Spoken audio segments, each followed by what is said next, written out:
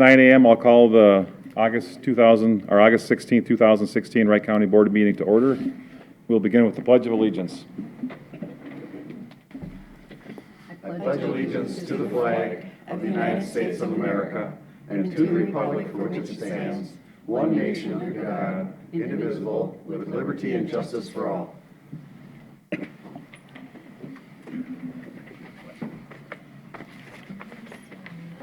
The minutes of August 2nd, 2016. Mr. Chair, I will move the minutes from last week. I'll second those. Motion by Commissioner Hewsom, second by Commissioner Potter. Any further discussion? All in favor say aye. Aye. Opposed, same sign. Motion carries unanimous. The agenda. Commissioners, there's two items. One, to the claims list. There's one claim that we needed to add to it. It was a payment to Nelson Auto in the amount of $27,535.70.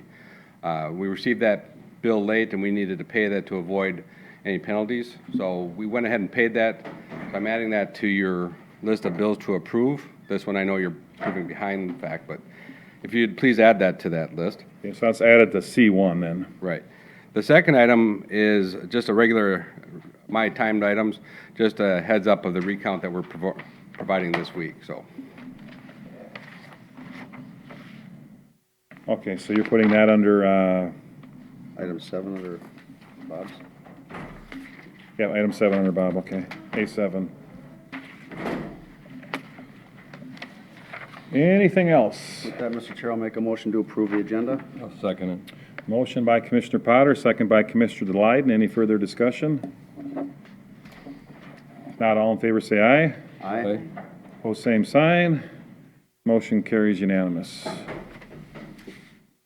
The consent agenda.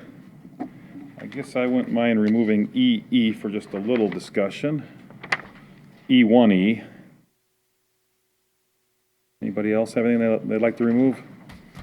I'll make a motion to approve the consent agenda with the E1E removed. Motion by Commissioner Delyden, second by Commissioner Potter. Any further discussion? You beat me? Second by Commissioner Burrell. Any Okay. discussion? Potter. Second by Commissioner Burrell. Any You're throwing your discussion? voice around. All in favor say aye. Aye. Opposed, same sign. Motion carries unanimous. E1E, I guess I would like to remind the committee of our discussion at 2016 budget sessions where we approved 3 staff for IT, I believe, and all agreed that for the 2017 budget, there was not going to be an additional staffing that was going to be added to the department in that budget. So I just, I'm not sure if, I presume Adam's the one that put that on there, but I guess I'm just bringing that to folks' attention, and hopefully we can live with what we agreed the last year. With that in mind, if someone wants to make a motion to send that to committee, that's fine with me. I'll make a motion to send it to committee. Yep. Motion by Commissioner Delyden, second by Commissioner Burrell. Any further discussion? All in favor say aye. Aye. Opposed, same sign. Motion carries unanimous. 9:05 a.m. Bob Hevola. Good morning, Bob. Hey, good morning, Board. The first item on the agenda, I'm going to have Brian come up here and speak to it. It is the approve a resolution allowing a taxpayer to repurchase a tax forfeited property. So here's Brian. Morning, Mr. Chair, members of the board. This is similar to other resolutions that the board has considered in the past year or two. This property forfeited to the state of Minnesota back in early June, and one of the first things we do is we write to the former owner and advise them of their possible right to repurchase. In this case, Mary Havisto, the former owner listed, contacted us within a week or two of our letter, and hopefully attached to your resolution is a repurchase contract that she's already entered into. This is non-homestead property. I apologize, I don't have a aerial photo of it, but it's 32 acres. Just, I guess the best way I put it is it's behind Cub Foods in Buffalo. It's actually in Buffalo Township. If you take that road past the National Guard Armory, as you go past Cub. Before you get to County Road 134, there's a agricultural property on the left with a barn, and carved out of that is a smaller parcel containing a house. This is the farmland that actually is on both sides of that gravel road. Right now, it's a cornfield. I think most of it is planted in corn. Mary, I think, inherited this from her mother when she passed away. Since it is non-homestead property, the board had adopted a resolution about 2 years ago saying that rather than a 10-year repayment plan, we would limit non-homestead properties to a 5-year repayment plan. So she's put down 20% of the delinquent taxes, penalties, and interest, and the rest would be paid over the next 4 years. But it does require a board resolution in order to basically finalize it. Mr. Chair. Commissioner Potter? Thank you, Mr. Chair. In this particular, we've talked about this particular property before, in tax forfeit committee and everything else, and how we did the resolution to limit these. And this person actually has complied with everything that we requested of somebody to repurchase the property. Came with the money, is on the plan, make the taxes current. So I'm happy with that somebody's actually following the plan, how we change the ordinance and how we do this. Because otherwise they just sit out there and drag forever. With that, Mr. Chair, I make a motion to approve the resolution for the repurchase of the tax forfeit property. I'll second that. Motion by Commissioner Potter, second by Commissioner Hewson. Yeah, just discussion. Commissioner Burrell? Brian, how long has this been in delinquency? You know, Remax. under the new law, there basically has to be 3 years of delinquent taxes. The total here was around a little over $9,000, so. I guess I said the wrong word. How long has it been since it's been forfeited? Oh, it forfeited in early June, and I think my letter went out the earlier part of July Of just this past year? of this summer, correct, yeah. And she got a hold of us. And- I basically tell them to remove any personal property, since it's, you know, the barn that is on this property is owned by the state right now. I'm assuming there's personal property in there. I know when I went out to the property, there were a couple of junked vehicles on the property. So what we do is we write to them, we tell them to get all of their personal property out within 30 days. It was sometime during that 30 days that she contacted me about the repurchase. And Mr. Chair, just so you know, I'm supportive of the resolution. I wanted to question, because then how long if a property is in foreclosure, do they have to make something right? Is there a certain time that?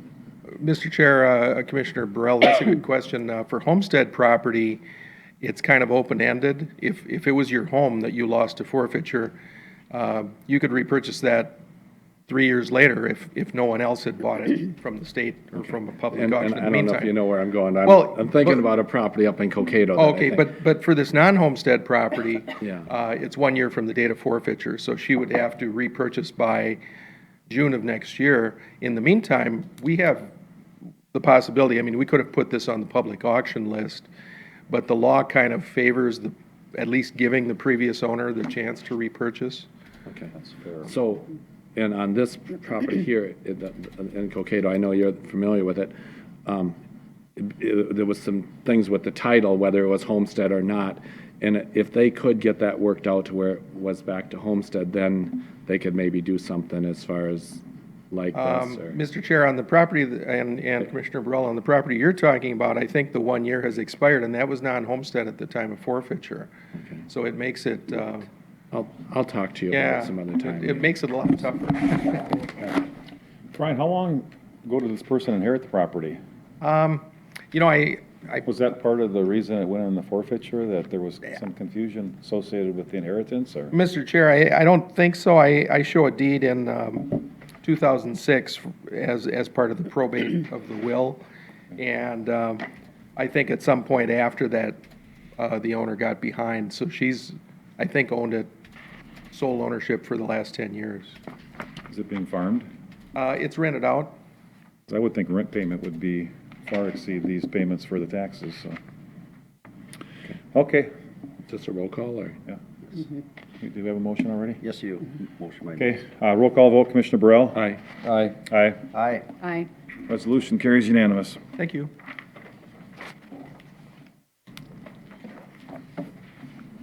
Board, the second item on the agenda is to approve the July budget reports. Board, I'd like to take this opportunity just again to show you a little bit about OpenGov. You have the PDF copies, you probably have the printed copies, but otherwise, this is our budget for 2016, and this is where we're at with expenses and revenues. So just a quick look at our expenses. Compared for the last 5 years, we do consistently come in under budget on expenses about halfway, or July of each year. There's really nothing to really draw your attention to here. But if I look at the revenues, sorry, I thought I did that.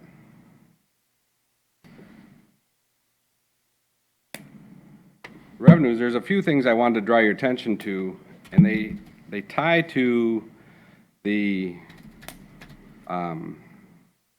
fees for services. Fees for services, we're a little bit above our budget. And if you look at our boarding of prisoners, for example, again, we've chased this budget up, and again, we continue to exceed that.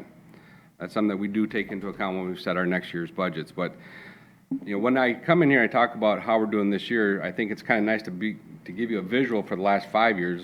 Is there a trend?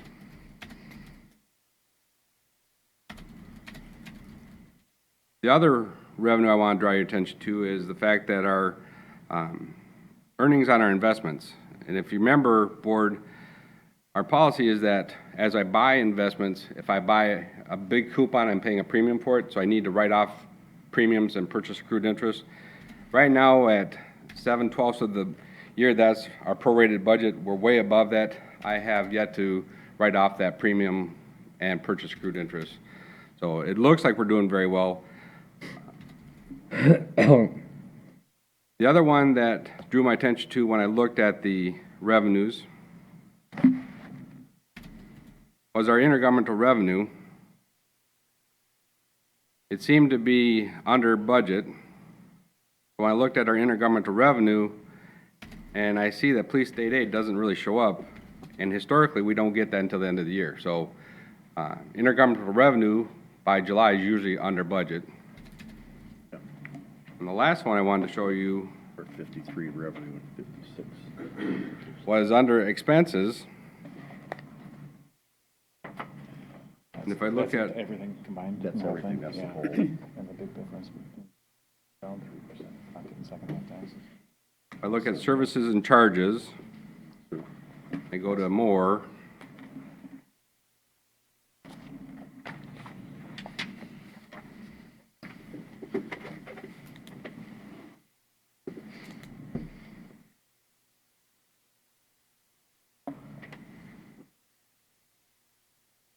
$62.62. Board, I'm gonna slide over here to, once we have, if we have this, and once we have it, then I'm going to be able to come down here with these already planned for you. So here's our audit expenses. These are part of our professional services. So prorated budgets, no, normally our budgets, our audits aren't done until later in the year. But again, our switching to the OSA, we're way above last year's audit expenses, to the tune of about $10,000. And what was last year's then? So Last it's year's 10,000, what a, 57,000 if I'm just gonna round. okay. So, Well, and maybe we, about an 18% increase or so? yeah, 20.4% increase in our audit costs. Well, it's 57 this year. It was, 7 last year, wasn't it? Well, if it was 57 last year and it went up 10, it would be less than a 20% increase. yeah, Board, you're right. Lindsay had prepared this for me. We had the, So, do I have to Must be switch this over? 57 this year then, huh? You need, Bob?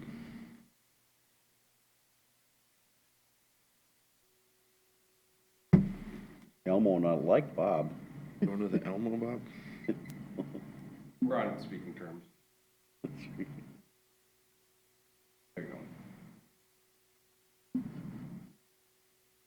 So again, the contract we had with Clifton Larson Allen for the fiscal year 14 done in 15. The audit was 54.8.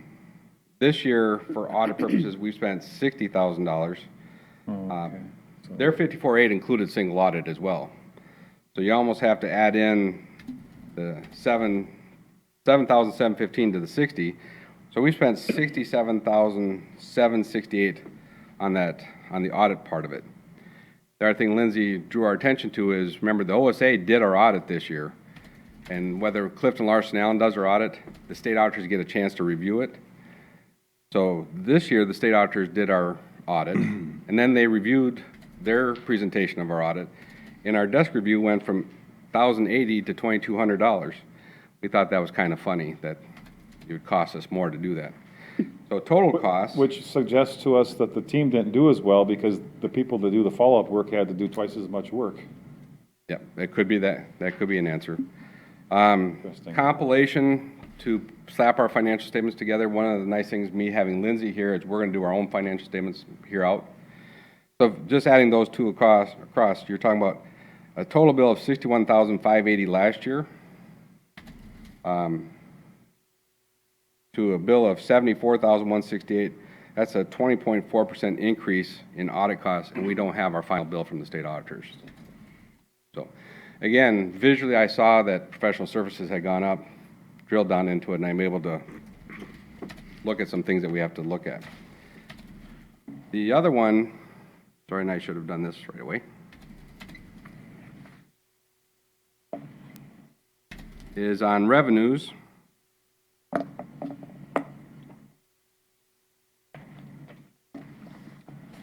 Because we're tracking this one down.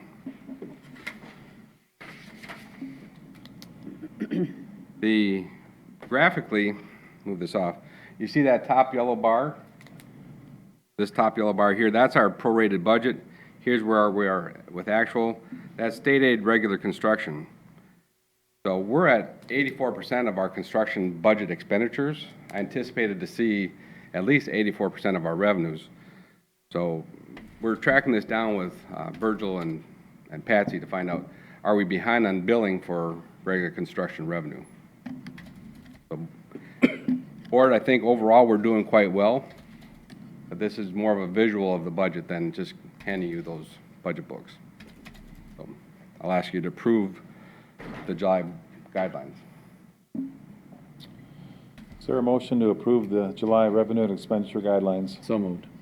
Second. Motion by Commissioner Burrell, second by Commissioner Potter. Any further discussion? Bob, I was just gonna say, about half of the counties opted now to go with an outside audit. I think I heard that on the news. Is that right? I believe it was 46 of the 87 counties have notified the state auditors of their intent to More than seek outside audit, and 6 had already been approved, so you have 50 of the 87 counties seeking. And we have not been approved yet. No, but we're one of the 40. One of the 46. Right. Okay, all right, that's it. I assume that Becker County sent in their notice? They did? How about Ramsey? No. Ramsey See, did not. that's, They've always used them. Yeah. yeah, and that was part of the whole scheme. Yeah, well, it was just to get the court in To St. get a Paul. ruling, to get a ruling, In and they St. thought Paul we with- would, they thought we would not pony up. So, Well, they and if wanted we- to have the Home turf advantage. home turf and maybe more liberal judges. Well, and Ramsey would have just rolled over Well, yeah. if it wasn't for us, so. What a waste of taxpayer money. Yep. Yep. Board, the third item on the agenda, again, remember we're live with We the didn't vote on that yet. I'm sorry. Yeah. Any further discussion? All in favor, say aye. Aye. Opposed, same sign. Motion carries unanimous. Board, the third item on the agenda is to approve the procurement card transactions for July. This is our third month using procurement cards. The usage is going up. Lindsay has drafted some training documents. She's going to hold some training sessions here, I believe, this next week, in which we're going to empower the departments to actually code their transactions in a way that I'm going to be able to give you a more meaningful report of the transactions that have been used by credit procurement cards. But until then, Board, I'm stuck giving you this report. So I'm asking you to approve the payment of those procurement card transactions. I'll make a motion to approve it. Motion by Commissioner Delyden, I'll second that. second by Commissioner Potter. Any further discussion? Yes, Mr. Chair. We have it in the packet and as a copy, we have 2 copies this week. Okay. Don't know why. Well, one is the got it. normal bills and one is the procurement card. Yeah, this was procurement. Yeah, we got This procurement is cards in our procurement card package. here, and it's also in the packet. I guess we really wanted you to see them. I guess so. I just didn't want to waste paper. Mr. Chair, you should have 2 signature copies up there. Yeah, I got. Oh, you want 2 of them signed? Well, Well, I've no, got one is- for the regular claims and one for one procurement. Yep, you got it. Okay. We voted, correct? We didn't vote yet. No, all in favor, say aye. I just had a quick, Oh. I just had a question. I was just wondering, Guitar Center caught my attention under extension. Is that, What page you on, Chris? oh, sorry, it's on page 5. I,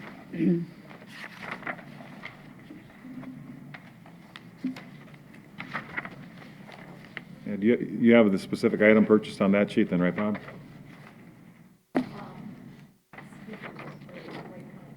Okay. Speakers for the fair. oh, okay. Thanks. That was kind of like makes sense. ventriloquism. Yeah. Probably in the 4-H Wondering building. Extension, if they're buying a guitar, I didn't know. So, Did you notice I okay. didn't even move my lips and you guys, Any further discussion? All in favor, say aye. Aye. Opposed, same sign. Motion carries unanimous. Board, the next 2 items are kind of related, but we're going to take them separately. Mike Young has been out there. He's assessed repair work that needed to be done on County Ditch 10. Remember, County Ditch 10 is the one that we had some significant repair work done in the previous years. So he went out there and is assessing it, which I think is the intent of us, is to do a major repair and then go out there and make sure it's not building right back up. So he laid out the service work that needed to be done in County Ditch 10, and we have received bids. We haven't opened them, so I'm going to have Jan open them up here for you. My guess is that we're going to have to take them upstairs, meet with Mike today, and make sure that we bid apples to apples. And so here's Jan to open up the bids for County Ditch 10, and then she's going to do Joint Ditch 4 as well. Morning, Jan. Good morning. Okay, I will do County Ditch 10 first. I have one from Weatherreach Drainage for $34,125. And that's the only one. No, I have, Okay. And which company was that? it's Wuetherich. And they are actually doing some work for us on County Ditch 33 currently. Okay. Did you say Wordish or? Drainage, yep.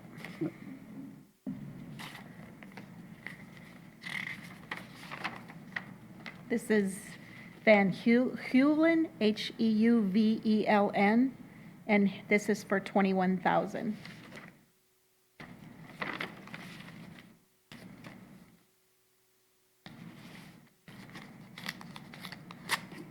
Okay, so the contractor's name there was Van Coolen, is that what you're? Yep, it's So what was the first one you mentioned? V-A-N and then Heuveln. Okay, so the first one, you just haven't opened that one yet, or?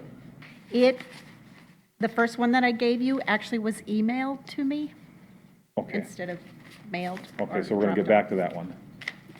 Okay, I did not ask for sealed bids on these because of the dollar amount that Mike Young thought that they were going to come in at. Because you actually don't have to publish it or ask for sealed bids unless it's over 100,000. And I did clarify that with Kurt Dieter also, so. she mentioned the first company, but we haven't, oh, the first company was 34,100. Okay, I guess I didn't hear the number, okay. This one is Kivisto West, Kivisto, for $22,480.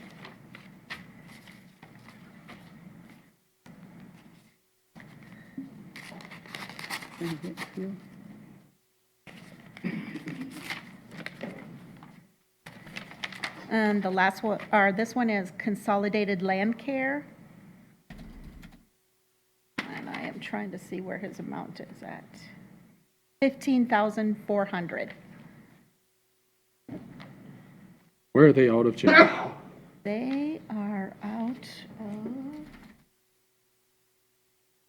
Delano. Really? And the last one on 10 is from Blackstone. I think we used them on 10. Yeah, yeah.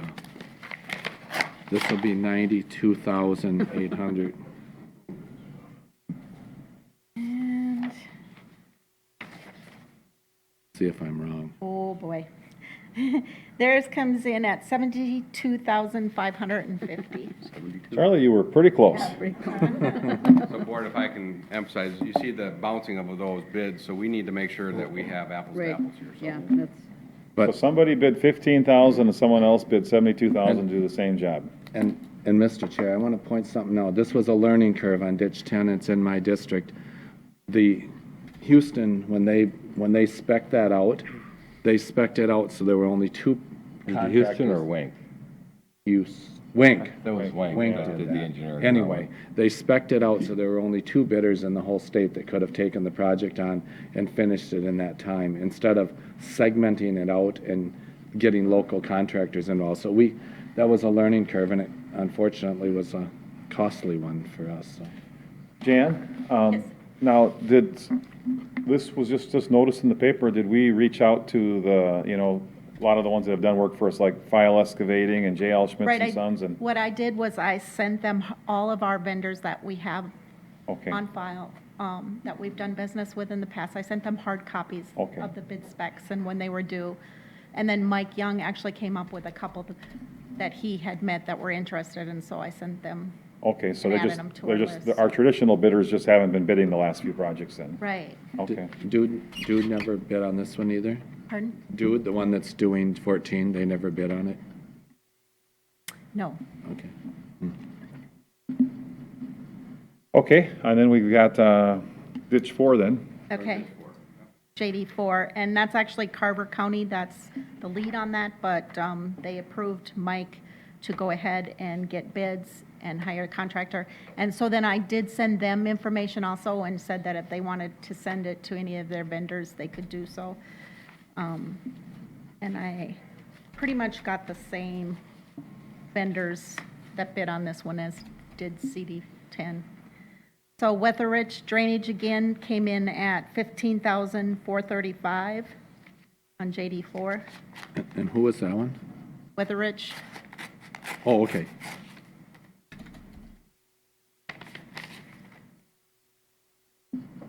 this one's from Retman Excavating. And his is 13,750. What was the name of the company again? Rutman. Ed Retman, Ed Redmond. yeah. Oh, Excavating. I misunderstood. He's done work, yeah, for us.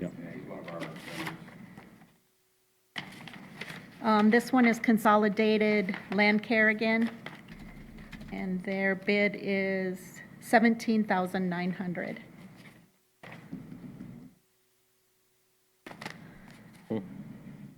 Bob, what was that They're the company from the lowest one, southwest huh? part of the county that was always bidding here up until recently?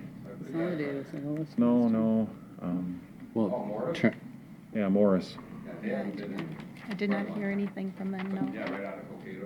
Yeah, they used to always bid on everything too. some of these companies have, like, they've come up with contracts, like doing housing and things like that, and they're just so busy. I know that's the case for one in Woodland. He's just work all the time, so. This one is from Catilla Excavating out of Cokato, 18,379.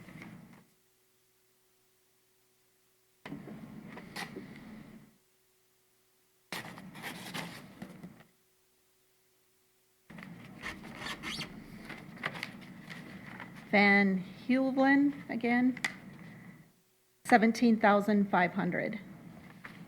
These are a lot closer. Yeah, Much And closer. then- We haven't done Blackstone yet. You have Blackstone coming. Blackstone is the last one on this one. If I can get they it. think it's an auction, they're trying to get the high bid.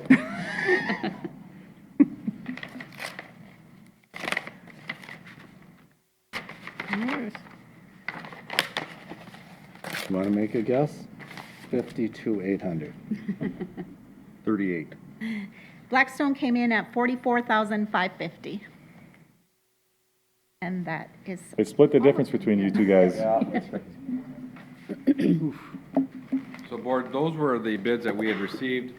Our next step is to meet with Mike and kind of review those quotes. Are they did they bid what the work to be done? So I'm anticipating that next week I'll probably come back and have you approve contracts to move forward. And Bob, even though we're taking the lead on ditch 4, we'll make sure we're communicating with Carver Gun. Right, I believe they've acquiesced to us to go ahead and make that decision. Okay, but make sure that they know what we're doing then too. Oh, absolutely, yep. And all the time that our ditch inspector puts into that, I presume is gonna get put across folks in both ditches, in both counties. You'll go JD, yeah. Yeah. Right, his time allocated to JD4 will actually bill Carver County for reimbursement, and then they will give it back to us as how much is spread against our Okay. people. Okay, thanks, Jan. Board, the last item on the agenda is to Oh, approve. you got two more. I'm right, sorry, two more. Number 6 is to approve the new tobacco for the Quick Trip in the city of Otsego. It's treated as a new tobacco license. We have the proper fees and proper signatures. I'll make a motion to approve it. I'll second that. Oh, Chris. Motion by Commissioner Delight and second by Commissioner Houston. Any further discussion? All in favor, say aye. Aye. Pose same sign. Motion carries unanimous. Board, the last item, and this is the one I petitioned on, is just FYI, that this Thursday in the afternoon, we're going to do the recount. The commissioner race of 2nd District was too close between the 2nd and 3rd candidates. The total difference was 4 votes. We received a written request to do a recount. They are within the parameters for us to do so, so we have scheduled to do this at 1:30 this afternoon, or Thursday afternoon. Bob, I missed it. What precinct was it or what? Who? Is Commissioner District 2. Oh, There's okay. 8 precincts that are involved with that. Okay. So we're going to count the ballots. We're going to have 3 employees, 1 sitting in the middle. We're going to put votes cast for Vetch in front of Brad. We're going to put the votes for File in front of Derek, and all the others are in the middle, that they can see these ballots, and then we're going to count them and stack to 25, just like we have done the standard recounts in the past. How close was it that, I mean, was somebody gonna? 4 votes. Rose. Oh, wow. 0.48%. So well, there wouldn't be a charge then, we would. Right. So just FYI, we're holding a recount for that race this Thursday. If it would have been 5 votes, then they would have had to pay for it, right? My understanding is that's correct. Oh, well. So board, that's just FYI, no action. Public hearing time. Okay. Thanks, Bob.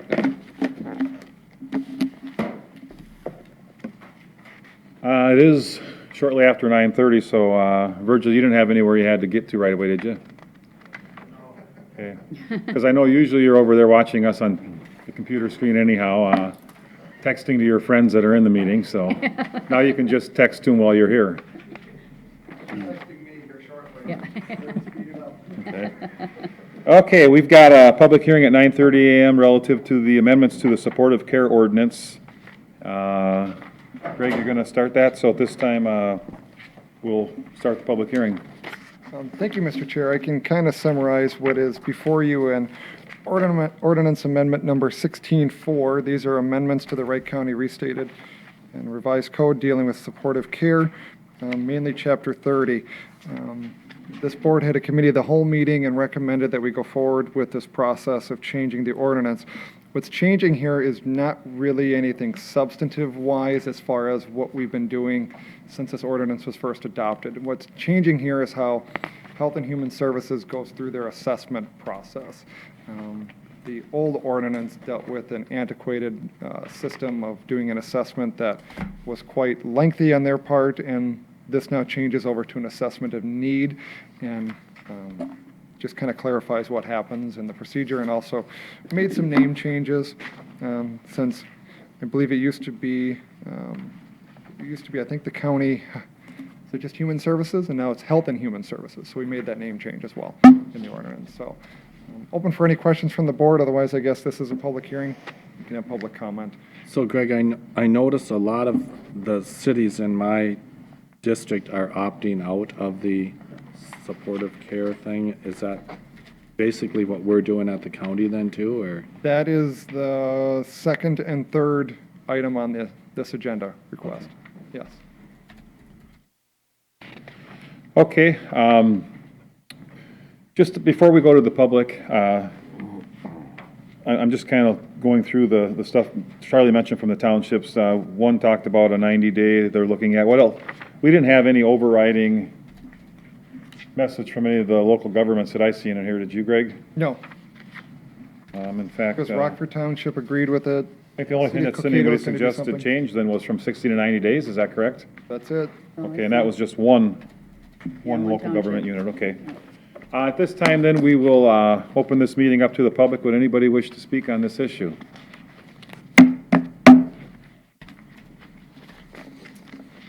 Okay, anybody wish to speak on the issue? Nobody wishing to speak to the issue at this time, we'll close the public hearing. Greg? Mr. Chair, I guess I'd ask for a motion to adopt ordinance amendment 16-4. So moved. Second. Motion from Commissioner Potter, second from Commissioner Hewsome. Any further discussion? All in favor, say aye. Aye. Is that a roll call? Pose same or- sign. Motion carries No, the next. anonymously, Next. 5-0. Then off to, Then we have a resolution, Mr. Chair, dealing with the opting out of the new provision in law dealing with the temporary placement of family health care dwellings. This is an amendment that came out of the most recent legislative session. It's now codified under section 394.307, and the legislature gave us the ability to opt out of those requirements of that statute. And the reason staff is recommending the opt-out is because of the supportive care ordinance that we just amended. We already have something in place, and I think it's better to have local control on this issue than to abdicate that over to the state. So looking for you to adopt a resolution, and the reason for adopting the resolution and then following up with an ordinance amendment is because the way that the statute is written for counties, it states that we have to adopt a resolution. Cities, it's an ordinance that they actually have to adopt. And the problem is if we do a resolution, there's no permanent record of it. So in 10 years, someone could be looking at it going, do we do this? And then they have to go back and dig through the minutes. So staff was just recommending following up with an ordinance amendment right at the end of supportive care saying, we did opt out of this. And So, Mr. Chair. so we have a more permanent record of it. Mr. Chair. Commissioner Burrell? So what we just passed, though, will take care of, I mean, because it is a needed thing where somebody wants to take care. I mean, my wife and I just did it with my mom for 6 years. Now, we were totally within our house, but if somebody had a smaller house or the elderly person did, and somebody was to come and take care of them, we have that in our ordinance where we're going to be able Yes. to take care of them. Yes, our supportive care ordinance would cover that. Okay, all right, that's I good. think it actually allows for bigger trailers, right, Sean? Our supportive care, More square footage, yeah. yeah. State law. Okay, sounds good. Yeah, I think this current ordinance has served us well. Yeah, I haven't heard any complaints. I'll make a motion approving the resolution opting out of the requirements of Minnesota Second. statute section. Motion by Commissioner Delight, second by Commissioner Burrell. Any further discussion? Mr. Chair, I like local control better. Yep. You can handle it just fine. Roll call vote. Commissioner Burrell? Aye. Aye. Aye. Aye. Aye. Resolution carries unanimous. Then, Mr. Chair, just an ordinance amendment 16.5, codifying the same under chapter 310, or 30.10. Okay, and then this will be in our new book, and it's all numbered appropriately and correctly is, to fit correct. right in there? Yes, it will. It'll Where be does right it at- fit in planning and zoning or in the, Right at the end of the supportive care ordinance. okay. I'll make a motion to put the ordinance. I'll second that. So the public hearing we had also was relative to this ordinance too? You could open it up quick if you want. I don't think anyone's going to say anything. Okay, does anybody wish to speak to the ordinance amendment before us? No? Okay. What All in about that young lady? How about Tom? No? No. You were very vocal before the meeting. Pretty firm head shake. Okay, this time we'll close the public hearing. All in favor of the ordinance, say aye. Aye. Pose same sign. Motion carries unanimous. All right, thank you, Mr. Chair. There he is. Virgil and Mark, are you guys texting back and forth to each other now? Yeah? That's what I figured. Virgil Hawkins, good morning. Good morning, Chairman Swatsky and Board of Commissioners. This morning I have 4 items before you for your consideration. The first one is to approve an agreement between the county and Woodland Township for a Township Bridge Program project in Woodland Township. It's for a replacement of a bridge in 60th Street Southwest, and there's adequate funds in our town bridge account to cover that. I'll make motion to approve the Woodland agreement. Second. And Virgil, Motion by Delighten, second by Potter. Any further discussion? Commissioner Virgil, Burrell? I'm just curious, is this the one over the 12 Mile Creek or Little Waverly, just the west side of Little Waverly. on the 12 Mile? Yeah. Okay, I think it is. yeah. okay. Commissioner Delighten? Do we have any of the old steel, Truss bridges. is that what they're called, the truss bridges? We don't have any, I think we took the last one out in 96. Humphrey Aaron's was the last one. Yeah, I remember there was one on when I started. That's historic. There was one on bridges. 128, Right. and then there was one on, So that's the last Well, one. does that one still exist, where the county road moved, the Swanson Brothers? Yeah, On their property? Is that still there, Hanover? isn't it? On the curves by, on County Wasn't there one Road where we 8? shifted That's the on road a County- little bit That's on and- County Road 8, where they Okay. realigned the road. It became a snowmobile bridge for a while. That was gone. Did that one get removed? That got The removed. last time I went there, it's gone. So the only one left then is Hanover? Yeah, Which is a historic. Right. bridge. historic Historic, bridge right. deal. Because that's up by brother-in-law Roger's house. Yeah, that one's gone. It's not on the county road, but County Road used to do that, 90. Now it's kind of. So we're ready. Yeah, the Veterans Memorial Bridge that one used to be one, right? Yep. Yeah. This is not in resolution format, correct? Nope. Okay, all in favor say aye. Aye. Pose same sign. Motion carries unanimous. Thank you. The next item is to approve an agreement with MnDOT for federal funding for our next round of county road safety plan updates. And this is an 80-20 split.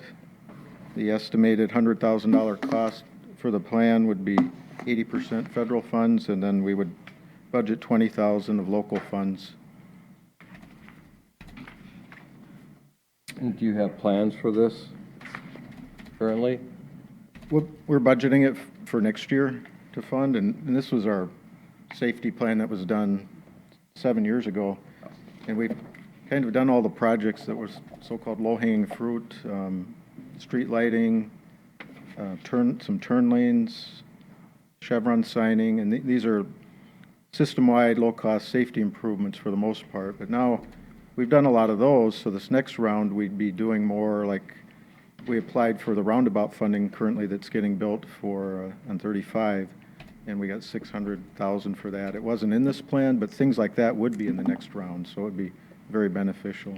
In all fairness, this is for a 5-year period, right?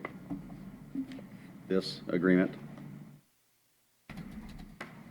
This is not a 5-year deal, is it? No, I don't, That's about 1 year's worth of Talked projects, I about three. assume. yeah, it's just to complete the study, and that would identify projects, and then we'd have projects identified that we'd be able to apply for safety funding. Virgil, would this be able to include any of the signs that we took down, like at 107 and 9 and 35 and 8? The ones that will flash when cars approaching? Yes, It it'll would include take things care like of- that. Because it's surprising how much people like them out our way, and I think they worked. Oh, this, I misunderstood. This is just dealing with our safety plan. It's Just to, updating the safety plan. to This has do a new nothing to do study. with actually doing anything. it'll identify things like. Just Charlie identifying the said. different Yep. things. All right. Are all the streetlights that are out there, have they all been changed over to LED? Not all of them yet. We are doing that as they need to be replaced. Okay. Because I went through a few just recently, and they seemed a lot brighter. Yep, all the new ones that we put in the last couple of years have been LED lights. I'll make a motion approving the agreement with MinDOT for federal participation in county road safety plan update. I'll second that. Motion by Commissioner Delight, second by Commissioner Potter. Any further discussion? It's a roll call vote. Commissioner Houston, please. Aye. Aye. Aye. Aye. Aye. Resolution carries unanimous. Okay, thank you. The next two items deal with an agreement that the county made with the cities of Otsego, Albertville, and St. Michael a few years back, and it's with the completion of 70th Street in Otsego. This is to initiate things with MinDOT to start our taking over that highway as a county state aid highway. And so there's two separate action items. The first one is to revoke designation of Highway CSA 37 and redesignate it as County Road 137. And it's shown on the map included in your packets as the orange area is what we'd be revoking as 37, and we designate that as a county road. Mr. Chair, I will make that motion. Second. Motion by Commissioner Houston, second by Commissioner Potter. Any further discussion? Mr. Chair? Do you think we should be doing this now when that last mile of 70th isn't done yet? Because we're going to be taking over that last mile of 70th by the looks of this as part of that. And that Yes, 70th was just a Shape and pave. shape and pave. And We we're going to repair that when? we do have money, federal dollars earmarked for that through Region 7W, and we'll be doing that in year 2019. That'll be upgraded. But in the meantime, it'll be a county road, even though, It'll be signed a county road, even though it doesn't meet standards, and we have hundreds of miles like that. Virgil isn't part of this because sometimes it takes a little bit of time to get these through. Correct. Yeah, right now, the city of Otsego's project is nearly complete. They have some punch list type items to get it done. They'll be done later this summer, early fall.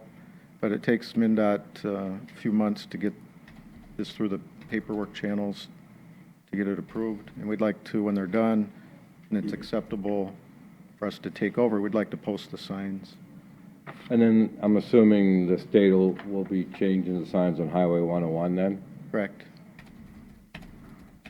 Virgil, in the blue there that says segment to remain county road, county state aid highway 37. Yes, That's just that segment, but it will stay 37 all the way out to Maple Lake or correct. whatever. Yeah, all the way, And all points beyond, west, it'll stay Okay, 37. all right, that's good. Okay. Didn't we give that section of 37 to Albertville, Mike, you guys, back when we gave you those 2 ditches you wanted? Was that part of the Ditches deal? We wanted, we want no ditches. We don't want- Those are Charlie's issues. I remember you guys wanting them. Yeah. It's 'cause We the didn't force you to take them. I suppose because the county didn't do anything with them, you didn't really have much choice. That wasn't the reason we gave them to them, but. Did we have a motion on this one yet? We did, didn't we? Houston and Potter. It's a resolution. Roll call vote. Commissioner Burrell? Aye. Aye. Aye. Aye. Aye. Resolution carries unanimous. Okay, thank you. And then the last one is also related to the same agreement, and this one will revoke the CSA 30 designation and cause it to be designated as CSA 38 officially. From 42 to 19 would be CSA 38. So moved. Second. Motion by Commissioner Potter, second by Commissioner Houston. Any further discussion? Roll call vote. Commissioner Houston? Aye. Aye. Aye. Aye. Aye. Resolution carries unanimous. Okay, thank you. Thanks, Virgil. Mark Mattice, Good morning, Mark. Good morning, Mr. Chair, members of the commission. Couple items in front of you. One thing I'd like to request is that last week I was out of the office and I received an email from Stearns County, which is related to item 2 on the agenda for me. And they would like also, with that agreement, to have a resolution passed. I have prepared that resolution and brought that forth with me today. Can I put that on as item D3? D3, well, the agenda's been approved, but I think if it's, so you're talking about this resolution speaks specifically to item D2, right? Correct. Then why don't we just have it be part of D2 instead of add D3? I think Brian's nodding his head in agreement with me, so. Do you have copies for each of us? Yes, I do. Why don't you go ahead and. As long as Brian's in agreement, I'm happy. Yeah, I think it makes more sense than, because it's really already on the agenda, than add something. Yeah, we're just changing the way it is. Notice that Brian nodded his head after Greg left the room. That was out of joy. Of a joy. Well, I thought it was kind of a snap, wake type deal. That makes sense.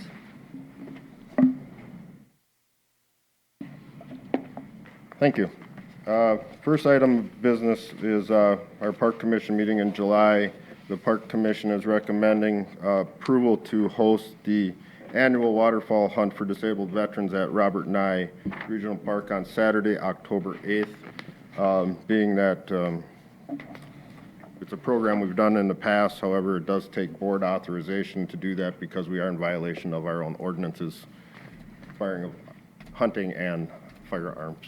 And Charlie, no, you're not, We don't trust Mr. Burrell with the gun. No, slight hearing loss does not make you eligible. no, you're not disabled enough yet.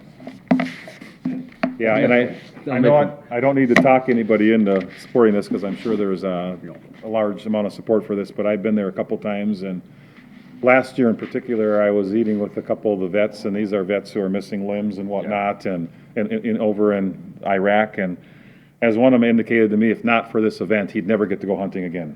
You know, so No, it's that's a how great program, important this and is. it fills up every year. How In many- fact, we were even talking about trying to expand it, weren't we? Trying to figure out another way to put more in or Trying to something? find a different location within our system. That's what it was, yeah. Because right now, how many are going to be accepted here? Pick 8. 8? 8. And how many would want to go? 80? No. As Commissioner Swatsky indicated, a waterfall hunt for disabled veterans is challenging, it's rewarding, but it's also scary for a lot of those missing a limb. How are you going to get me into a swamp? How am I going to be safe in that swamp? Disabled vets, they deer hunt, they turkey hunt. A waterfowl hunt is extremely challenging because of a lot of their mobility issues. So a lot of them are nervous to even apply because they're, how does this work?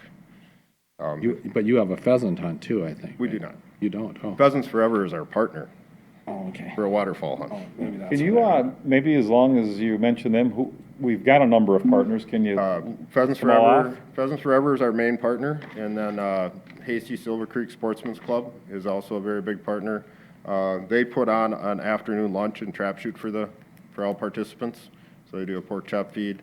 Capable partners, the Veteran Service Offices here in Wright County, and I know I'm probably going to, and 4 Points Retrievers Club. Didn't Buffalo Legion help all last year? They help with advertising. All the Okay. Legion clubs and VFWs help with advertising.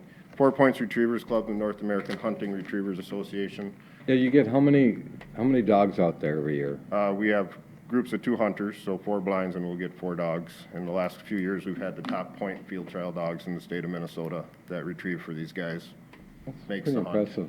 That is impressive. And I know Mark is, I don't know if you've been there every year, but you've certainly volunteered out there, and I think Brad was there last year, wasn't he? And Myself and Brad, Rick Miller on my staff volunteers, and so does Jeff Putnam. Jeff Putnam. Yeah, are the 4 that typically volunteer off of my staff. We don't need any more than that, so. And then we get Pheasants Forever's volunteers. We get Corey Paulson with the Highway Department. He's also part of the Silver Creek Hasty Sportsman Club. He volunteers every year. So last year, Leo Kill was our kind of our MC and one of our guides. So each blind has 2 hunters, has a dog handler, and has a mentor. And the mentor is there just to create dialogue and have conversations and keep people comfortable. And it's really it's fun. And I can't remember, did you say this was our 4th or 5th year? I believe it's our 5th year. 5th year? My memory's so poor sometimes I didn't want to put the annual. It is the 5th, it is the I believe it 5th is year. the 5th Yep. year. I'll make a motion approving. 5th year, yep. Second. Motion by Commissioner Delayden, second by Commissioner Potter. Any further discussion? All in favor, say aye. Aye. Okay, thank you. Pose same sign. Motion carries unanimous. Thank you. If there's any other questions on the minutes, feel free to ask me, but that was really the only recommendation for action out of that. A lot of it was updates on projects and things like that for the rest of the season. Item number 2 is, as you're aware, Wright County applied for a grant with Stearns County. We are the financial agent. We are the recipient of the grant. Stearns County is a partner. And this is one of the 4 pillars of the Legacy Amendment for Parks and Trails, connecting people to the outdoors. This is a pilot project for all of Greater Minnesota. We received a grant. It's a 2-year grant to start doing outdoor recreation programming, families, youth, everybody we can think of. We have the RFP out right now, which is due on Friday for proposals for contractors. There's no county match on this at all. Through the process, we have developed a joint powers agreement with Stearns County. Brian Osselson has been instrumental in getting this written with all the statutes and legal jargon that common person does not understand, but it sounds good to me, I guess. And then I'm looking for authorization of signatures on that joint powers agreement, as well as adopting a resolution which I passed out earlier, which would is part of the joint powers agreement. Well, we'll need 2 separate motions, I'm assuming, one for the joint powers, one for the resolution. Yeah. I'll make a motion to approve the joint powers agreement with Stearns County. I'll second that. Motion by Commissioner Delayden, second by Commissioner Potter. Any further discussion? And that was just on the joint powers agreement. I guess my only remarks would be that I think if we're gonna have a partner in this, Stearns is as good as any because their park system is probably comparable in, Fairly comparable, yes. scope and quality to ours, and there's many outstate counties that you couldn't make that statement in reference to. Any further discussion? All in favor, say aye. Aye. Pose same sign. Motion carries unanimous. And the resolution. I'll make a motion approving the resolution. Second. Second. Motion by Commissioner Delayden, second by Commissioner Burrell. Any further discussion? Roll call vote. Commissioner Burrell? Aye. Aye. Aye. Aye. Aye. The resolution carries unanimous. Stearns County is acting on the same agreements today. I provided them with the 3 originals, which I'll provide to Susan once their signatures are on the agreement. Thank you very much. Have a great day. You Yeah, too. thanks, Thank Mark. you.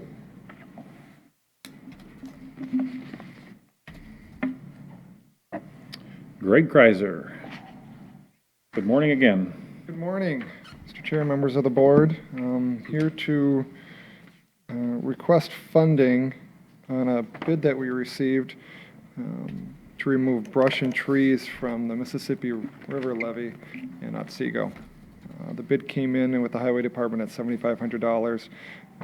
There are about, I want to say 26 parcels out there.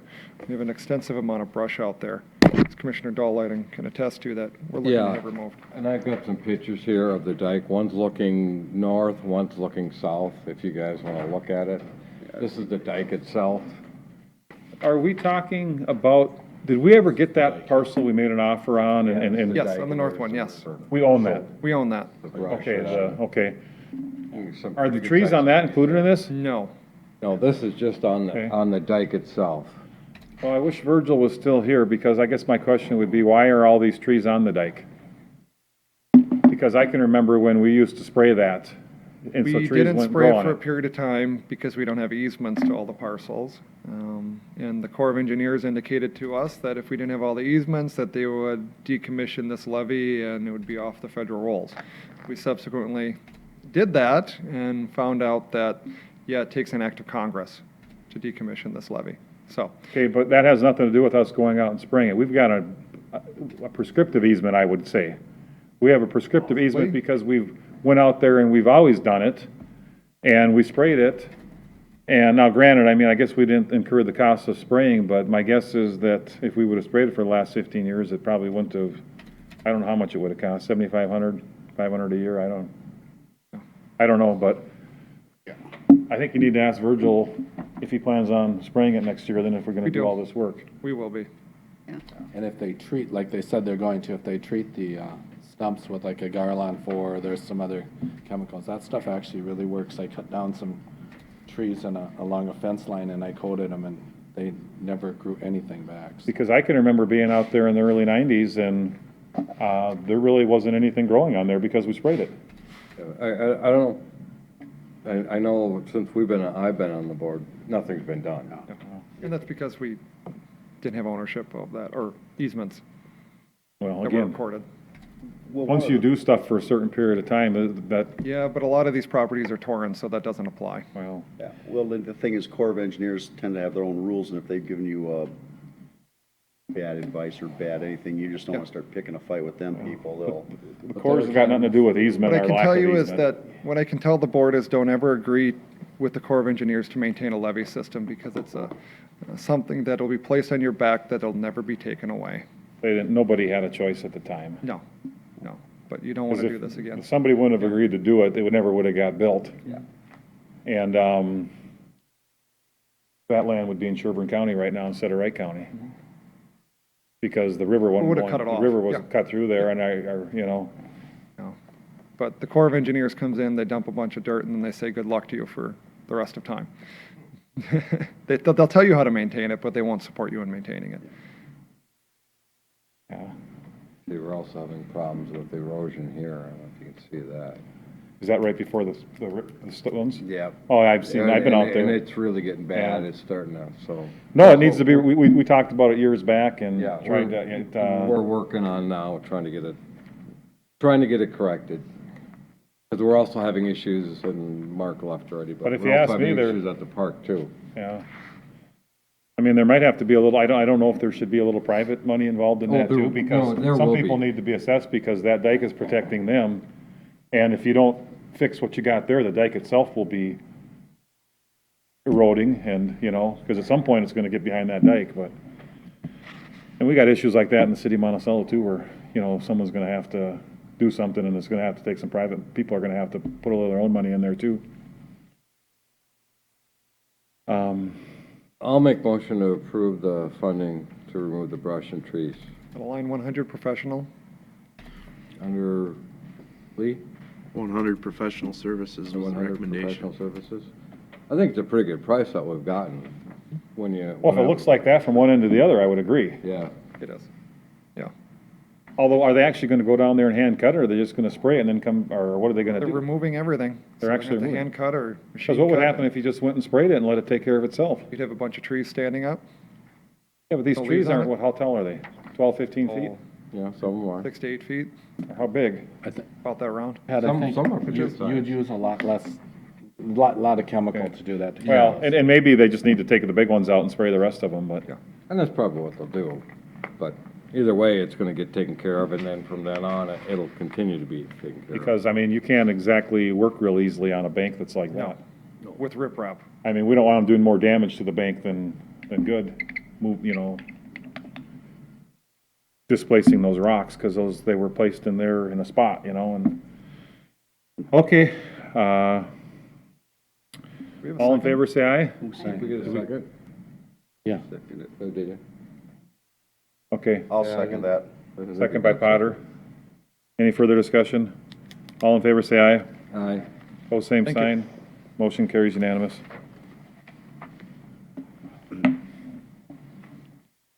Yeah, relative, Greg, I was telling Mark here, I think overwhelmingly the people on that levy are willing to give up easement. What's that?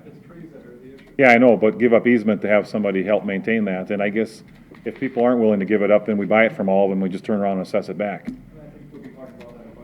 You know, maybe that's the way it would have to go, but I don't think that should fall on everybody's back, We're working on it. you know.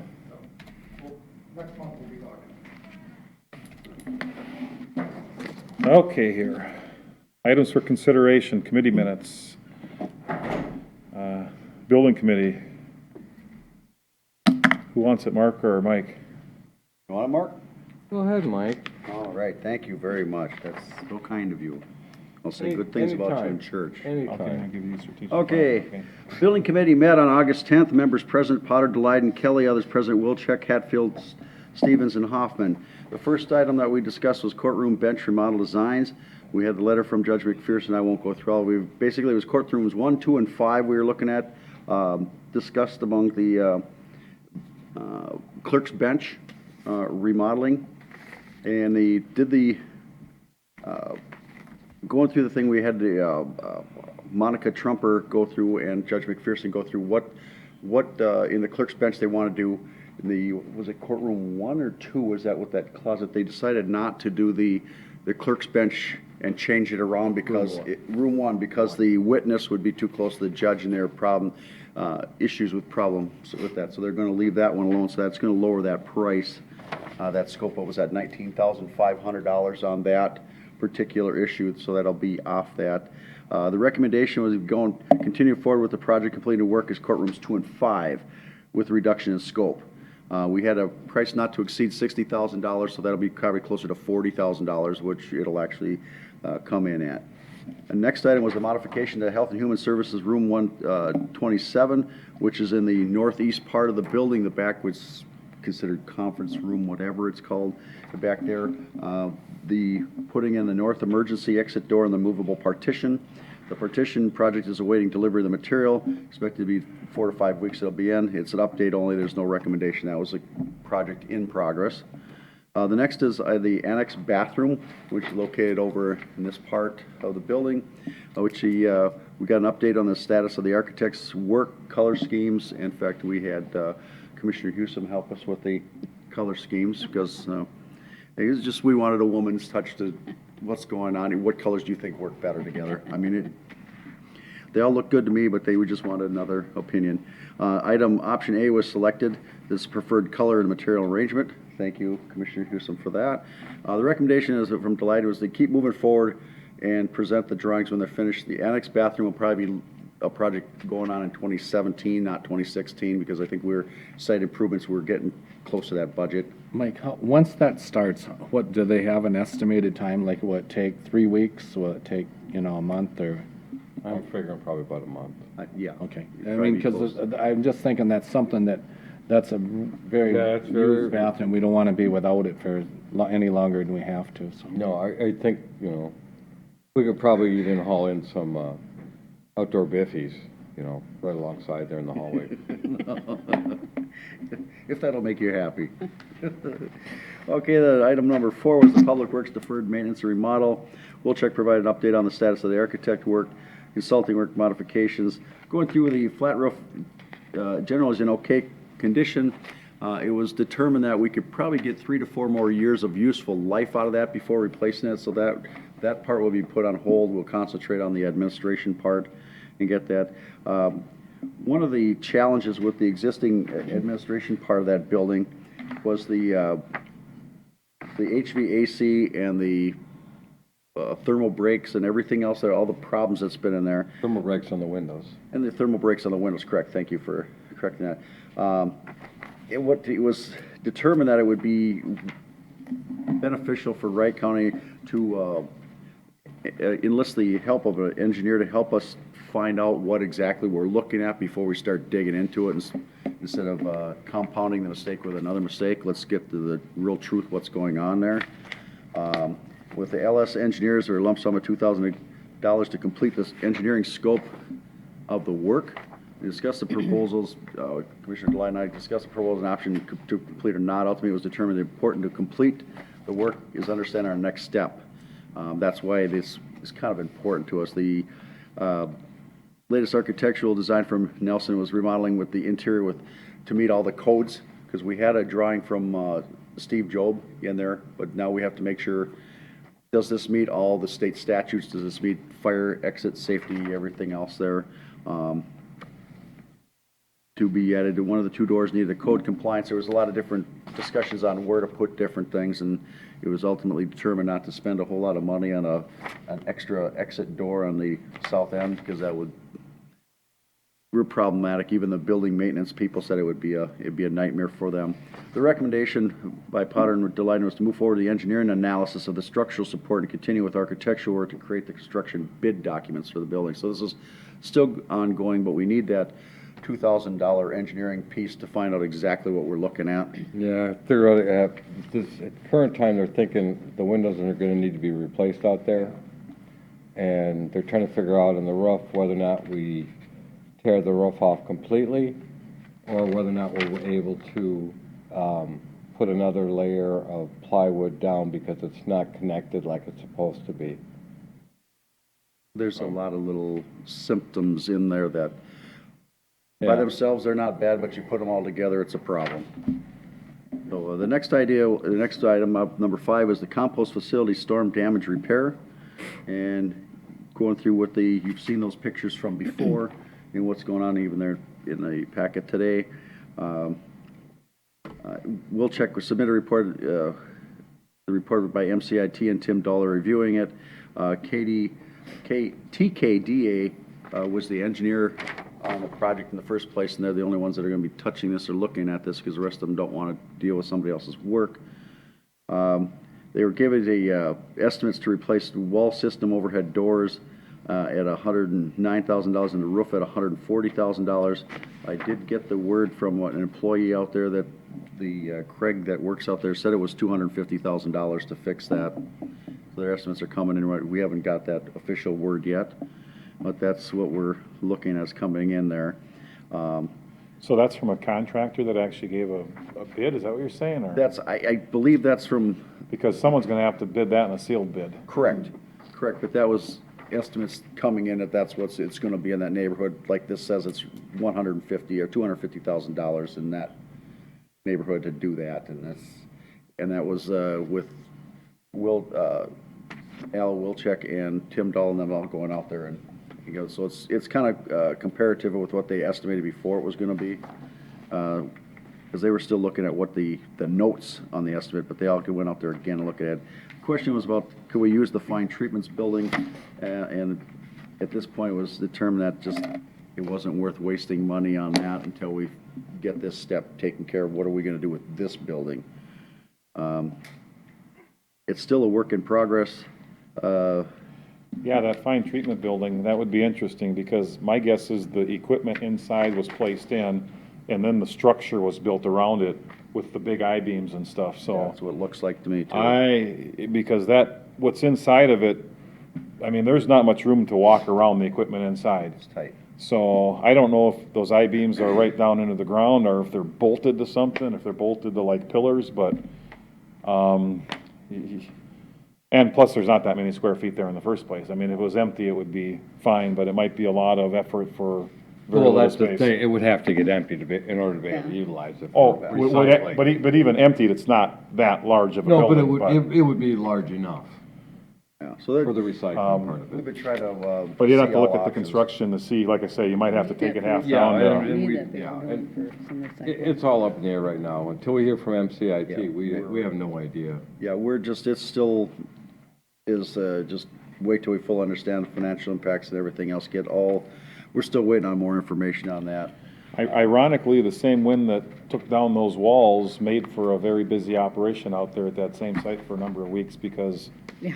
I went by there 2 days after that windstorm, and there was a half dozen vehicles parked back there unloading tree debris in the pile, so just evidence of how critical that site, or one similar to it, is to the county citizens of residents. Wright County. Correct.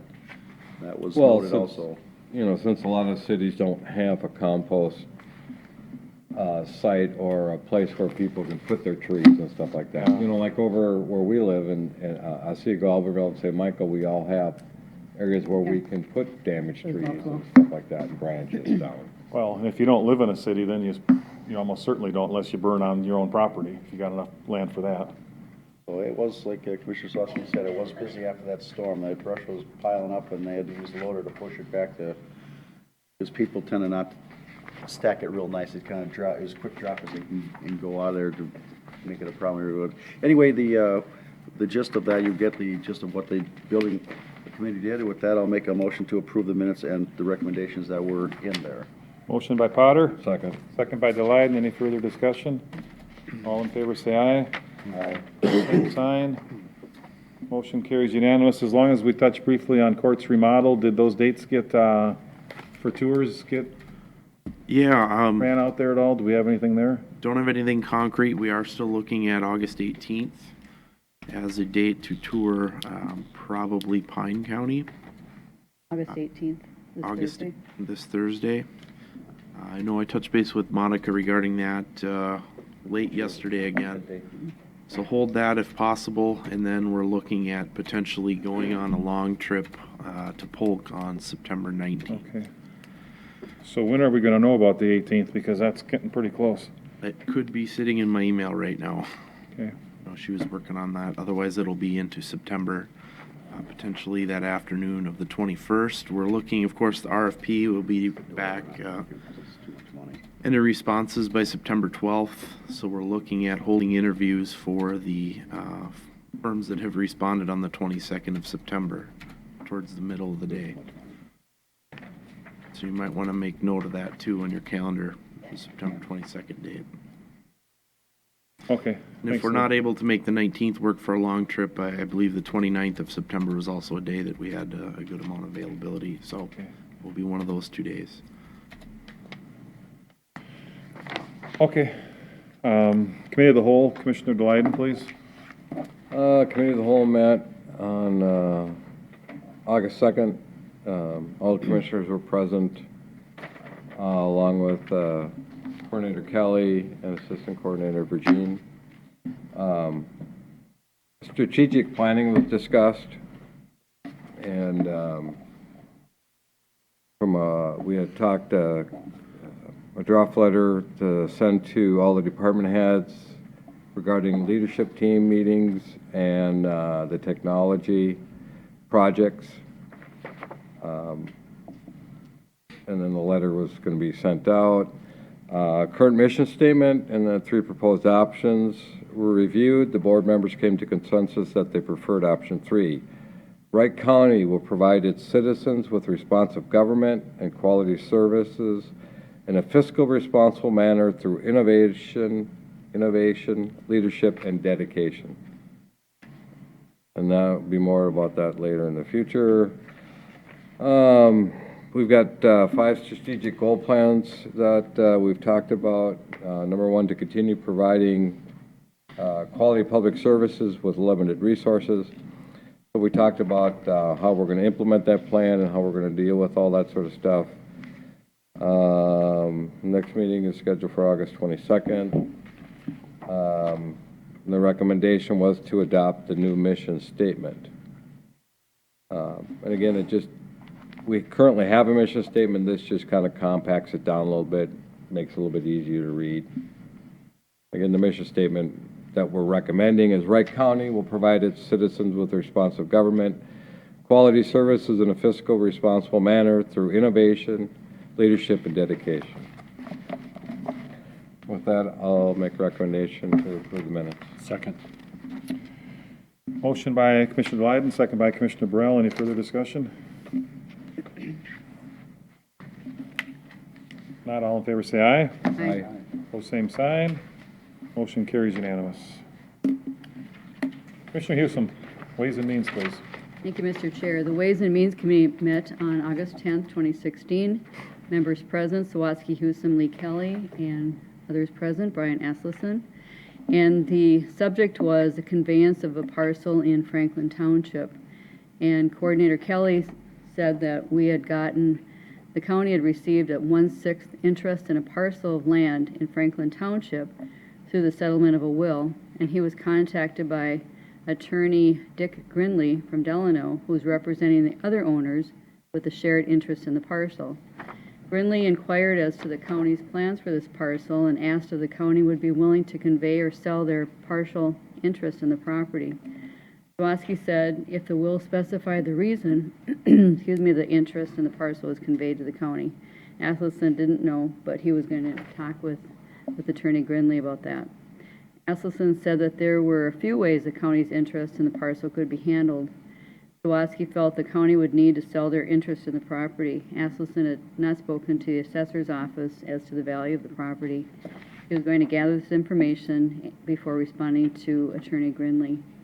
The recommendation was for Asselson to contact Mr. Grinley for additional information and to discuss the sale of the county's interest in this property. With that, I will move the minutes and the recommendation.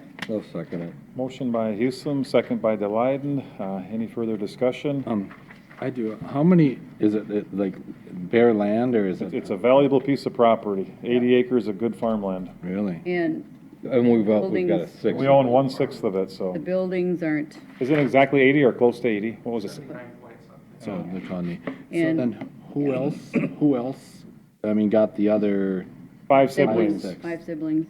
And the 6th sibling gave it to us, so, really? yeah. Okay. So we'll be meeting again in the near future here, and the county does own it, and when we have real property, we typically need to sell it at, some sort of reasonable price, so I presume that's what we'll look at doing. Mr. Chair, I've talked to Mr. Grinley, and he was planning to get together with the other owners, at least some of them, and come back with some sort of proposal, so we're kind of on hold right now, so. Did we ever find out why? There may have been an interesting family dynamic. Oh, no.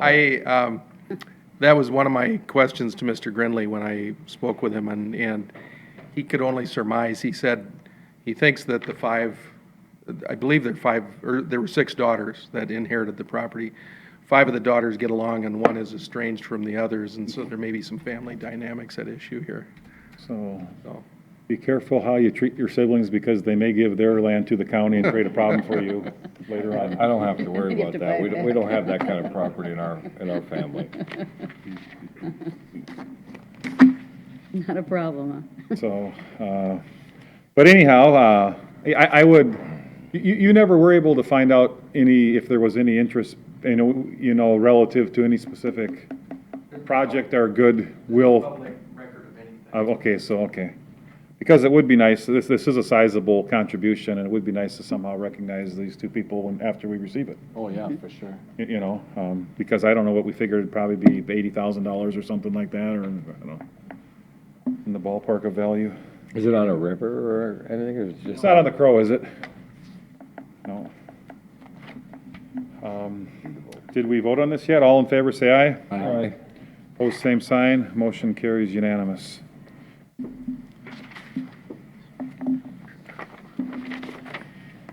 Okay. Scheduled Budget Committee of the Whole work sessions, and we've got the calendar here. Lee, are these 100% consistent with what we last talked about then? So if we wrote them down that day, we were fine? Last we had talked, there was a conflict with August 31st, so we moved away from that date Yep. and put more time on September 6th in the afternoon, which I believe would work. Last I had discussed and had sent this out to the folks that will be presenting budgets, have not had any changes presented. So as it sits, I believe this draft was good to go. Okay, so if we wrote them down that day, we're fine, the way we agreed to it. Correct. Okay. It seems like there's less days this time than there has been in the past. Seems like there's always a lot more days involved. It's a pretty aggressive schedule. Admittedly, we'll be very busy that, starting the 24th, be the bulk of it, so. How long does it take to say no? I'll make a motion to approve the Budget Committee of the Whole schedule. I'll second that. Motion by Commissioner Delyden, second by Commissioner Potter. Any further discussion? All in favor, say aye. Aye. Opposed, same sign. Motion carries unanimous. Advisory Committee, Advisory Board updates, Commissioner Burrell. None. I got nothing. Other than those pictures that you've seen on the levee.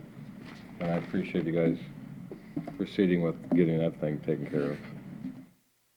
Let's see here. Went to a parade and seen 2 county commissioners in the parade. Actually, I seen one, but the other one told me he was there, so I believe it, and I'm not sure how I missed him, but I did see his wife, and she did give me 2 nice air fresheners, one which already in use in the vehicle, so that was very nice. Charlie and I had the solar committee last Friday. I think we accomplished some things. I think we took another step forward that day. I think we actually could finish this now. Yeah, I think I was, the week before we struggled more, but I think we did better this last Friday and kind of, and I'll have to say, I think Greg Kreiser really helped that along, I think. Don't say that real loud, please. No, he did, though. Harlan Anderson just gives him accolades continuously, Yes, yeah. you know, just continuously. And On a note to your solar, I was up on Eakin yesterday, and it appears that XL has been taking down that second set of poles. Oh, good. And there's just got a few by the solar field left to go, but the Okay. crews were there. They have the new lines in there, and they're back. They're not up so far, they're back a little. oh, they bit. moved the new ones? It looks like the new ones are back a little farther than what they were before. It looks like that to me. I mean, I just drove by, and they're had the 2 And crews Pat, I out there think- actively doing that. I think with the solar, though, if you don't mind, we should maybe share what was one of the big breakthroughs, and that is, we'll have the county ordinance, but the townships will be able to write their own ordinance way more restrictive. It has to be consistent. It can't be arbitrary and capricious, but they could do anything up to allowing them only in commercial zoned areas. So basically almost a ban, up to allowing them on non-prime farmland to whatever. It's going to be up to an individual township. So we're going to, because when we wrote this ordinance initially, we have to look at the entire county, and we had 2 townships, that Buffalo and Franklin, that really had a problem with it, and a lot of the other ones did not. Matter of fact, some of the townships embraced the solar. So this is a way that, I said, it was a breakthrough that really, I think we're going to make it work now. And that's specific to the question of where can they go? You know, that particular issue. And now Buffalo Township has bought in that that would be an acceptable way for them to pass an ordinance Yep. saying in Buffalo Township, they're only allowed in commercial zones, for example. Yep. And then we made it perfectly clear that the county is okay with that. We will allow you to have that, and if somebody comes in asking for a solar field They'll enforce in a their- township that says they're only allowed in commercial areas, that request is dead on arrival. You know, as an example. So yeah, that was a key component, I would agree, Charlie. And let's see here. Another big announcement is Lee, what do they call that thing in Maple Lake this weekend? The Gearhead? Gearhead get-together. The Gearhead Get-Together is in Maple Lake this weekend on Saturday, and there's probably going to be, dozens and dozens, if not hundreds, of fancy cars there? Old cars. I've never attended, but I've heard it's quite the event. And on top of all that, if that's not enough reason to go, Yeah. at 2:30 PM, 2:30. the, Illustrious coordinator. please remind me, I know that all the world knows the name, but I can't think of it right now. Full start diesel. Full Start Diesel will be playing with our very own Lee Kelly, with guitar in hand, or what instrument? Guitar in hand, yes. And microphone? Probably so. Okay, guitar and microphone in hand at 2:30 PM at the V, correct? I believe it's close to there. I haven't got And a prior final to that, the undercard, of course, for the big band is the Rockin' Hollywoods, so. Yeah. Is the Rockin' Hollywoods going to be there? Yeah, they're there before Lee. They're kind of the, They're fun. No, Startup Rockin', band oh for yeah, the- the Rockin' Hollywoods are great. they're gonna be there at like noon or something. Oh, really? So Yeah. they're the warm-up band? They're the warm-up band for Lee's band. Really? Exactly. Man, I'm impressed. You guys seem so astonished by that. That sure is a nice shade of red you're wearing there, Mr. Lee. That'll probably match the tomatoes you're gonna throw at me, so. But again, lots and lots of antique automobiles in Maple Lake on Saturday this weekend. You know, I was not going to be able to make it, but I think the plans have just gotten changed so that I can make it now. You drive one of your cars over there? Yeah, I might even do that. There you go. There you go. That's all I got.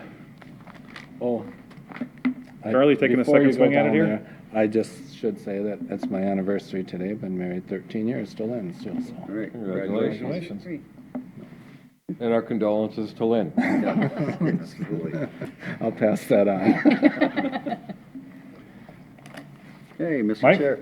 Thank you. Last Thursday, I met with the Regional Active Living Group, RALOG, which were part of four-county membership, Benton, Sherburne, Wright, and Stearns County. It's about making more livable communities, bike-friendly, We all have our days. trail-friendly. We get together basically every quarter, and we meet up at the Sherburne History Center in Becker, and went through the importance of public health and comprehensive plans. We all learned about a new TAP program, which is Transportation Alternative Program, that for the fiscal year 2021, they'll be taking applications from September 1st through the 31st, and then sometime in the beginning of next year, they'll award these projects. So we're, and I know that Virgil and Mark are both aware of what's going on with this, so if there's any projects in Wright County, we will put it in the ring there to try to do it. Our next meeting will be 13th. Anybody who wants to know more about the Regional Active Living, it is part of, it does have its own site that you can find out about. It's basically to support walking, biking, more healthy living in our four counties here. It's a good program. Try to make sure that if we do have trails and all this, it all matches with everybody else.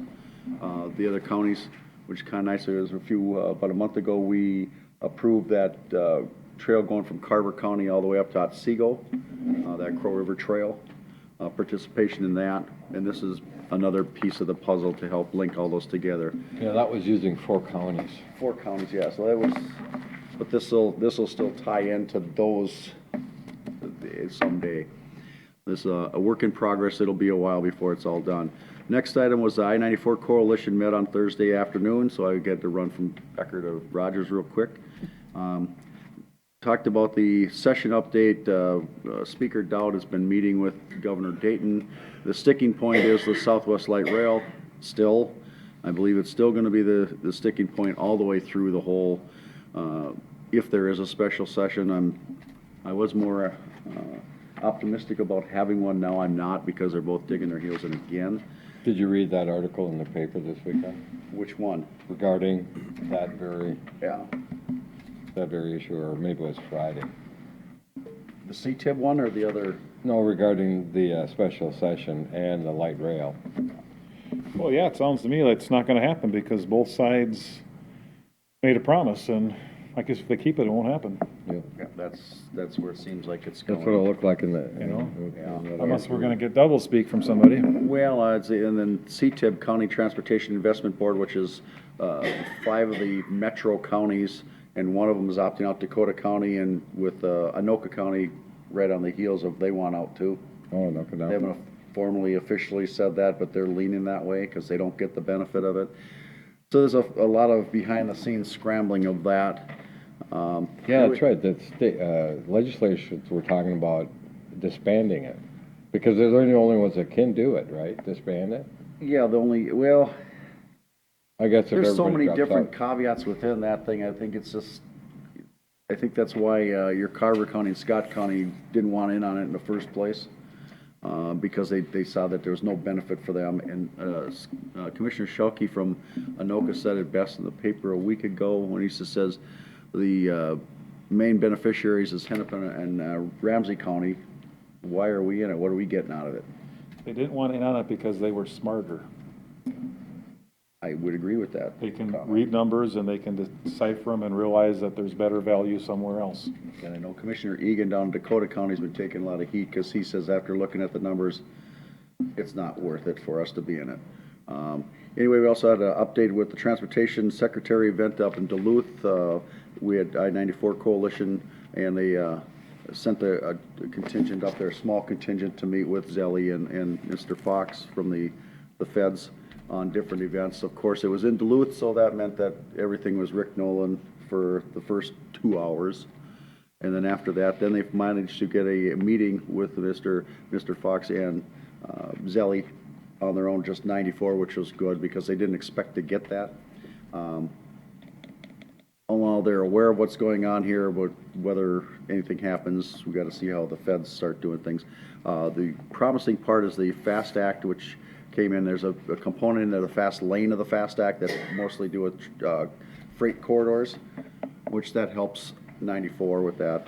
The other part of it, we talked about the rebranding of concept and that about 94 Unleash Mobility, trying to get more of the what's going on here with that.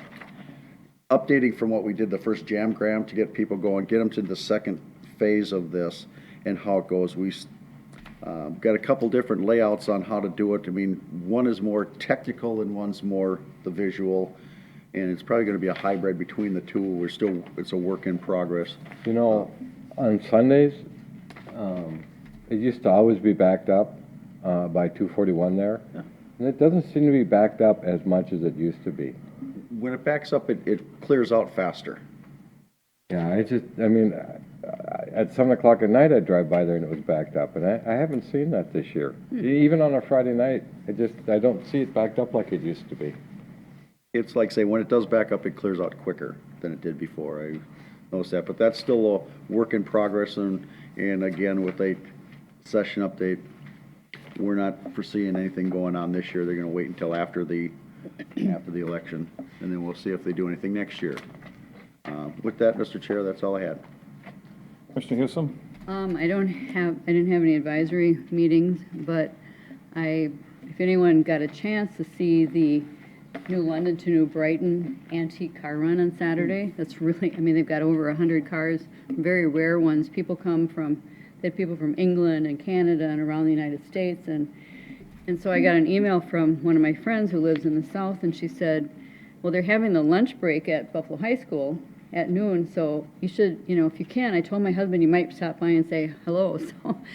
So I went out there, and he had these two rare vehicles, a 1905 REO and then this 1910 French car, and I can't think of what that was, but that car sat in a museum in the Netherlands for 40 years before they shut down the museum, and then somebody from Massachusetts bought the vehicles that were in there. And so anyway, I had to climb into the seat next to him for a picture, so to show. Where did the thing go from New Brighton? New London to New Brighton. Oh, okay. And I mean, there's some very rare vehicles, and it's just so cool. I mean, some old classics. Well, they're all open roadsters. Or No, touring there's a cars, aren't they? variety of, yeah. I was thinking they're all touring And cars. there's a lot of, I mean, when you, out of Buffalo High School parking lot, there was a lot of people that just brought their, 1960s vehicles and some of the old car clubs that show up. So that was pretty cool. Yeah, So that's been going a long time. That was mostly. I think this is years the ago. 29th year or Yeah. 30th year or It was something. pre-World War II cars at first they were doing. And Did then they it's go just- down 94 then, or? how did- I don't know. Yeah, they No. stay, I mean, County some of roads. these guys are only going about 20 miles an hour. They don't, Yeah. but 35? went 35, yeah. So it was, I love those old cars, and there's some really cool. I mean, you look at these wooden spokes on these They light the tires and- candles and put them in the headlights? Yeah. The lanterns? They're stopping at, for gas and different things, but, so if you get a chance, it's actually it started because of Doug, you probably know more about it than I do, the London to Brighton run in England, and so for here, it's New London to New Brighton, so, Oh, yeah, wow. yeah. But it's really cool. And if you ever get a chance But to you go to German types wouldn't know that one. That was just an English thing. Yeah. Historic Fort Snelling, was there for a little tour. I wanted to get on their mystery tour because there was something that happened in the 40s there, an unexplained death. But I couldn't get into that one, so Another idea for a book. you never know. So, and I'm sorry that I won't be there on Saturday because I have another event up north, but I'm gonna miss, and the Arts and Crafts Fair in Buffalo on Saturday. They have, I think, like 140 vendors, so that'll be a big day too. I'll have to miss that too. And I need to add, because I forgot we didn't have a meeting last week, so I just looked back another week in my calendar. I forgot and that too. Wednesday, the 3rd, I went to the Pelican Lake tour, and it was very interesting Okay. tour. I tell you, we went around a lot of the properties. And Bill Elderly will be happy because the pump is in Working. and operational. Good. It's down 2 feet, is what I was told. And I'm not even sure if that's been by pumping, because literally when we were there on Yeah. the 3rd, they had tested it a few times, but it hadn't actually been running. It just tested. No, it's still so high that they haven't had to run the pump. But we started it that day because me and Mark Weigel and somebody else pushed the buttons on it to get her going, so. So that was up and going. Like I say, we got a real nice tour around many different sites as far as what the DNR and the federal government are trying to accomplish in their project. And you almost you have to have those guys explain it to you themselves to get beyond kind of some of the naysayers' positions on, why it's not good, because even I was kind of a fence sitter before on, I guess I didn't have a strong feeling either way on raising or, leaving it or lowering it. The board never had taken a position on it, but, when you hear them talk about it, it kind of really makes you realize that, they're already seeing benefits, huge benefits with waterfall, and they just, Yep. they're confident that it's just gonna skyrocket what's gonna occur out there with waterfall in the near future, but. Well, it's gonna help some of our county roads. Well, yeah, there was that issue too. Then owners committee, Mike and I had that too, and we haven't reported back, but we still have 3 big outstanding issues, thresholds of which you might be able to give a good opinion, because they're talking about actually putting down like an aluminum threshold across the Overhead doors. below, at every single one of those doors, and to me, that seems like a maintenance nightmare. For sealing, because they're not sealing, because it's Because, not because flat. of the elevation wasn't quite done correctly, so they put like an aluminum threshold down that the doors would come down to. And I just think that that's gonna be great for 3-4 years until we have to spend a couple $1,000s or more running around replacing them all, and then over and over and over again. So I'm not a big fan of that idea, but the roof we still don't have a final outcome on. And they tried to fix some things with those troughs, and guess what? Fell right through. So we got, that's really the gist of what's left, but unfortunately, particularly a couple of those things are pretty major issues, Well, so. the troughs are major, since we really can't utilize the building very easily. There's no doubt about that. I mean, it can be It's- utilized, They but put just steel not very. plates- They put steel plates over some of them just to make sure they don't fall Yeah. in, but that's not the But we ultimate don't, solution yeah, for that one. it's kind of one of those deals that if this thing ain't done right, I mean, I can envision 10 years from now, somebody going in there with concrete saws from one end to the other and spending $350,000 digging those things out, replacing them and pouring mud around them, you know what I mean? It just, It ain't gonna be us. well, This we is gotta gonna make get- that clear now, yeah. But we don't want them to come back to us. So in reference to the doors, the overhead doors, what was done incorrect is it was supposed to be poured 6 inches in, kind of at level, and then sloped towards the drain. What they did is right at the overhead door, it slopes straight to the drain. So any outside water that accumulates will. Well, instead of the door coming down on the high spot, the door's coming down on, where it's going downhill. yeah, the high spot is 8 inches outside going downhill. Correct, it was supposed to be. The high spot's 8 inches in the wrong spot, Correct. is about what it So the water's amounts to. flowing into the building instead of 8 out. inches of it, yeah. From the apron, 8 inches to the door. So one of the options is to go grind the concrete down, maybe 3/4 of an inch, so it's just flat there and not sloping down, and I think that might be their best bet, but, Yeah. Bill, I'll guarantee you, if the water's flowing towards the building, well, you're gonna have, all that's gonna, get, build up along those aluminum brushes, and they're just gonna get damaged, ice melt. well, depending how high they were, but, Well, either but yeah, it way, would still, and I it's don't know gonna how be wide they water. would be unless they were so wide that they went out beyond. Well, where it was you're raised. still gonna have the door, and it's gonna flow It's, into the door. it's just gonna be a problem having Yeah. huge, heavy vehicles continuously driving over top of those things. Yeah, well. And guess what? Someone else is gonna pay for the first ones, and 3, 4, 5 years later, we're paying for them for eternity.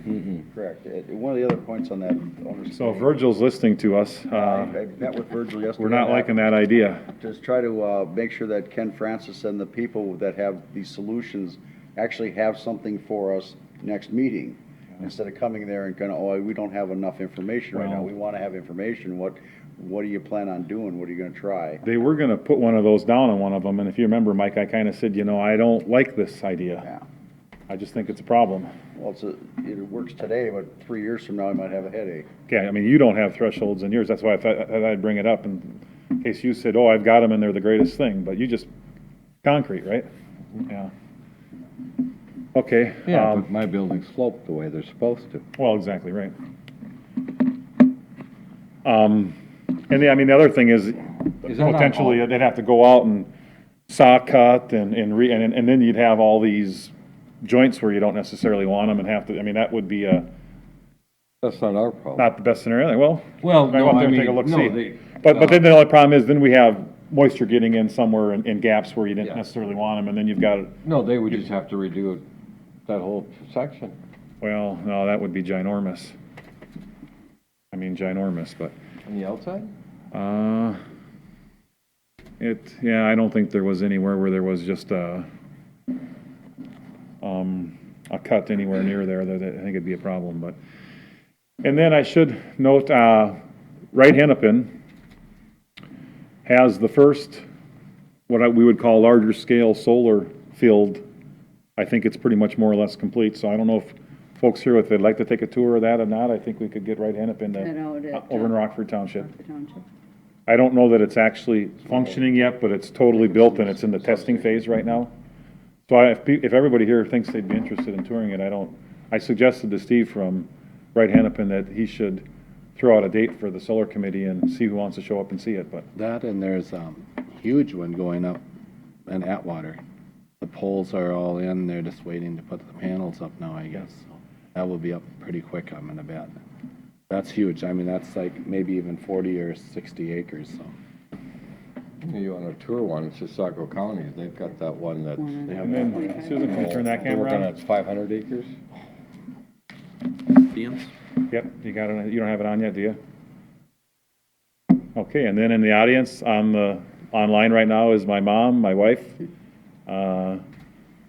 Your daughter, my that's your, daughter, that's yeah, your my daughter, daughter my there. daughter Grace, her friend, Mike, and my son Henry. So, thanks for coming today. Yeah.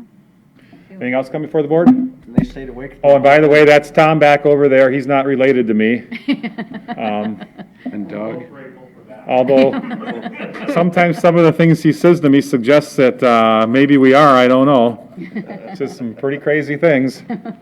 She got crammed. So Tom, where are you gonna be, at the Gearhead event this weekend, or the Brewfest? Go to Wright County Economic Development. Or both? He'll be at the Brewfest. State school, that's Zion Church right Yeah, here. There was also a thing, Chris had given me, regards But- Clearwater River Watershed Okay. District, that's also, yeah, that's also on Saturday. Okay, very well, Okay, okay. yeah. There being no further business, we are adjourned at 10:48 a.m.